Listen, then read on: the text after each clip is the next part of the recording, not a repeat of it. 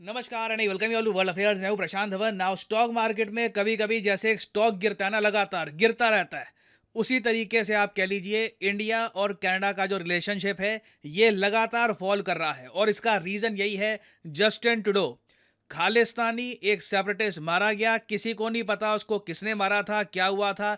इस आदमी के पास ना कुछ सबूत है, कुछ प्रूफ नहीं है, मगर ये अकेले हेल बेंट है इंडिया के साथ सारे रिलेशंस डिस्ट्रॉय करने में।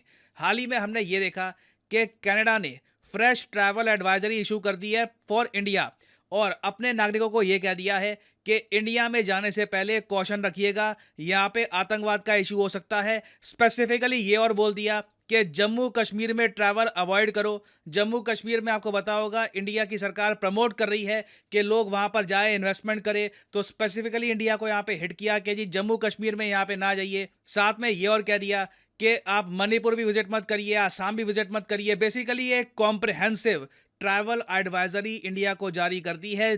कनाडा ने अपनी तरफ से यह इंश्योर कर लिया है कि इनके नागरिक इंडिया में छुट्टियां मनाने के लिए या फिर वैसे भी विजिट करने के लिए ना जाएं। इंडियन इकोनॉमी में कनेडियन डॉलर्स का कंट्रीब्यूशन टूरिज्म के थ्रू और ज़्यादा कम हो जाए। अब इसके रिस्पॉन्स में भारत ने भी एक वार्निंग जारी कर दी है, एडवाइजरी जारी कर दी है for Indian nationals and students. देखो, इस सब इशू में ना मेन मुझे कंसर्न यही है कि इंडियन स्टूडेंट्स का लॉस ना हो जाए, क्योंकि कई फैमिलीज़ हैं उन्होंने करोड़ों रुपए, मतलब लिटरली मैं आपको बताता हूँ, यूएस कनाडा में पढ़ाई पे ना 1 करोड़ 2 करोड़ रुपए तो पानी की तरह बह जाते हैं।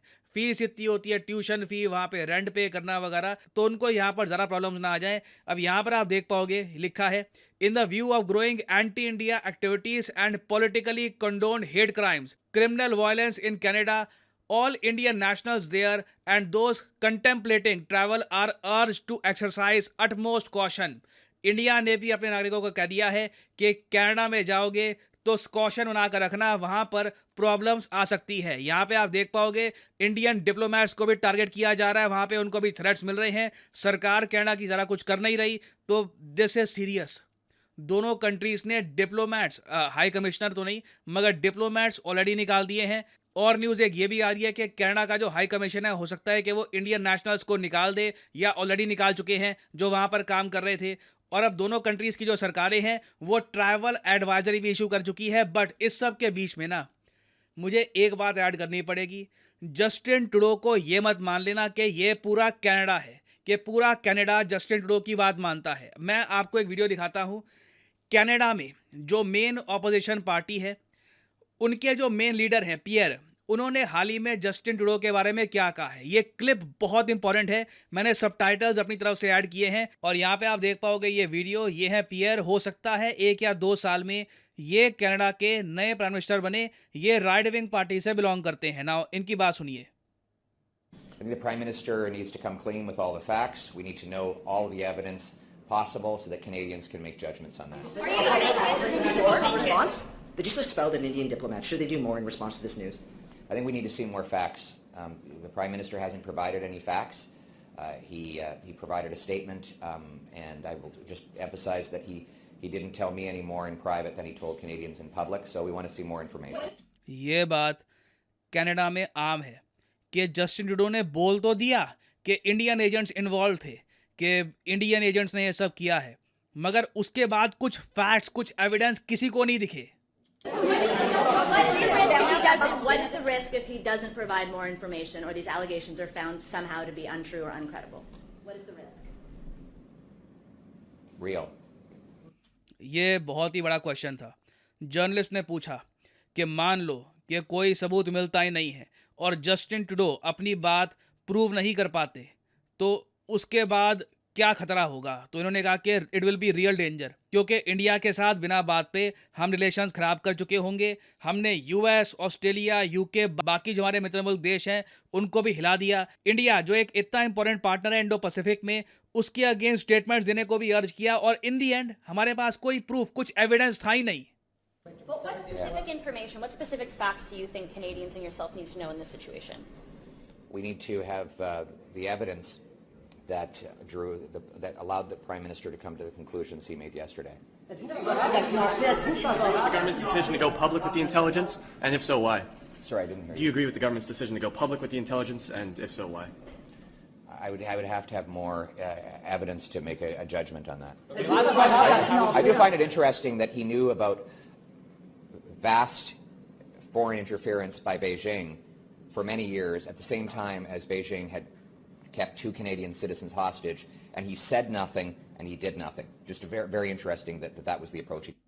ये बहुत ही इन्होंने इंटरेस्टिंग बात बोली है कि जब चाइना ने 2 कनेडियन सिटीजन को हॉस्टेज रखा हुआ था तब जस्टिन ट्रूडो इस तरीके से नहीं आए, अपनी सॉवरेनिटी इंटेग्रिटी की बात नहीं करी, मगर इस इंडिया के केस में स्पेसिफिकली ये इतना अग्रेसिवली आगे आ रहे हैं। तो इन्होंने भी हिंट दे दिया है कि इशू एक्चुअली में कनाडा की सिक्योरिटी का नहीं है, जस्टिन ट्रूडो को एक पर्सनल बहुत ज़्यादा नफरत ही आप कह लीजिए इंडिया के प्रति है, इंडिया की गवर्नमेंट के प्रति है। तो ये जस्टिन ट्रूडो अपनी तरफ से सब कुछ कर रहे हैं इंडिया कनाडा के रिलेशंस को खराब करने के लिए। और जब ये जो फैक्ट्स वाली बात है ना, प्रूफ वाली बात है कि आपने जो पार्लियामेंट में खड़े होकर कह दिया इंडिया के बारे में, आप उसको प्रूव कर पाओगे? क्योंकि अभी तक आपकी भी जो इंटेलिजेंस एजेंसी है वो कह रही है कि हम अभी इन्वेस्टिगेशन ही कर रहे हैं। वेल, इसके जवाब में जस्टिन ट्रूडो ने ये कहा था कि मैं इंडिया को प्रोवोक नहीं करना चाहता, मैं तो इंडिया के साथ काम करना चाहता हूं ताकि एक प्रॉपर प्रोसेस बन पाए। तो ये भी आज के समय प्रेशर फील कर रहे हैं कि सिंस इनके जो एलाइज हैं, कनेडियन एलाइज, इसका मैं आपको अलग से आर्टिकल दिखाता हूं।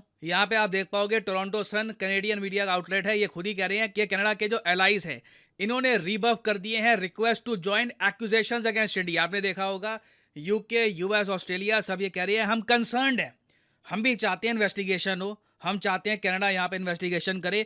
मगर किसी भी कंट्री ने, कनाडा का जो मित्र मुल्क देश है, किसी ने भी ये नहीं कहा कि हाँ हम भी मानते हैं कि इंडिया ने ये सब किया है। तो अगेन ये जो टॉपिक है ना, मैं कहूँगा अभी काफ़ी न्यूज़ में रहने वाला है। जस्टिन ट्रूडो बुरी तरीके से घिर गए हैं और अब इनके पास एक ही ऑप्शन बची है अपनी फेस सेविंग करने के लिए कि इंडिया के साथ लगातार रिलेशंस और ख़राब करते रहो, ट्रैवल के इशूज़ को लेकर, इन्वेस्टमेंट के इशू को लेकर, ट्रेड डील कैंसिल करके। ये इस वक्त हम देख रहे हैं कि एक आदमी की ईगो 2 कंट्रीज़ के जो रिलेशंस हैं इनको कितना ज़रा डिस्ट्रॉय कर सकती है। और अभी देखिए, मुझे नेक्स्ट स्टेप ये एनालाइज करना होगा कि क्या कनाडा इंडिया से जो अपनी इन्वेस्टमेंट्स हैं ये भी पुल आउट कर लेता है 21 बिलियन डॉलर्स की, क्योंकि कनाडा का जो पेंशन फंड है इन्होंने इंडिया के करीब 70 स्टॉक्स में, हमारे जो स्टॉक्स हैं स्टॉक मार्केट में, 70 स्टॉक्स में 21 बिलियन डॉलर्स इन्वेस्ट करके रखे हैं। सो अगर ये पैसा भी ये निकाल देते हैं ना, तब आप मान लीजिए इंडिया कनाडा के जो रिलेशंस हैं ऑलमोस्ट डेड है। मैं यही कहूँगा, कुछ दोनों कंट्रीज़ के बीच में बचेगा नहीं। और सैड है, इन दी एंड मैं यही कहूँगा, कई लोग हैं उनकी लाइफ इंडिया कनाडा दोनों से जुड़ी हुई है, तो ये अचानक से हो जाना it's sad for both the countries. और फाइनली यहाँ पे मैं आपसे एक क्वेश्चन भी पूछूंगा। क्वेश्चन यहाँ पर ये है कि हाल ही में G77 प्लस चाइना समिट हुआ है। आपको बताना है कि ये समिट सितंबर 2023 का समिट कहाँ पे हुआ है, क्यूबा, चाइना, इंडिया या श्रीलंका? कमेंट सेक्शन में करिए उत्तर। जो लोग सही आंसर देंगे उनकी कमेंट को मैं हार्ट दे दूंगा ताकि बाकी लोग समझ पाएं कि सही उत्तर क्या है। और फाइनली यहाँ पर मैं ये भी ऐड कर दूं कि आप किसी भी एग्जाम की तैयारी कर रहे हैं, चाहे एसएससी, यूपीएससी, बैंक, आप परचेज कर सकते हैं अनअकैडमी के क्वालिटी कोर्सेज। कमेंट सेक्शन में जाइए, पिन कमेंट में यहाँ पे आपको मिलेंगे link. For example, let's say आपको प्रिपेयर करना है यूपीएससी के एग्जाम के लिए, तो यूपीएससी के लिंक पर यहाँ पर करिए क्लिक और यहाँ पे आप परचेज कर पाएंगे अनअकैडमी का यूपीएससी कोर्स। बट जो प्राइसेस यहाँ पर लिखे हैं, don't ever pay these prices. Simply यहाँ पर कोड डालिए PD10 and the prices will start falling and you will be able to save a lot of money. So use the code PD10 and save money. और इसी note के साथ ये है video का अंत। Thank you for listening.